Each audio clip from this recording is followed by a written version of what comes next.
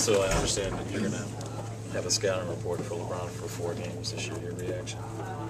Well, I think it's been interesting, the whole process that he went through. And I think over the last few days, I was in Cleveland actually the last 3 days, and I think the sentiment at that point was that he was probably going to be moving on. So it's, I thought when it came down to it, I didn't know if he would do that.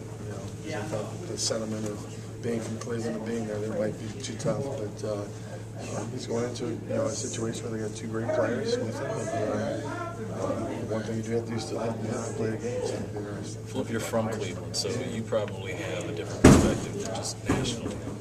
The drive, the fumble, red, right, 88, all of that, and now LeBron leaving. Where does that rank? Well, I mean, I think there's no question.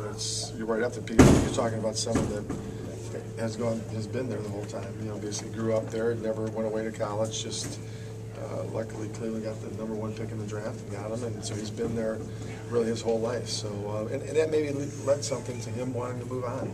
I think sometimes when first time he's really gone through the recruiting process, and sometimes you become a little bit enamored, and you look at the bright lights, and maybe you're ready to move away, just like kids do in college. Kids end up a lot of times leaving their home areas to go to another school. So, like I said, it'll be interesting. There's no question that what this free agency has done for the whole league is it's really made it very public oriented.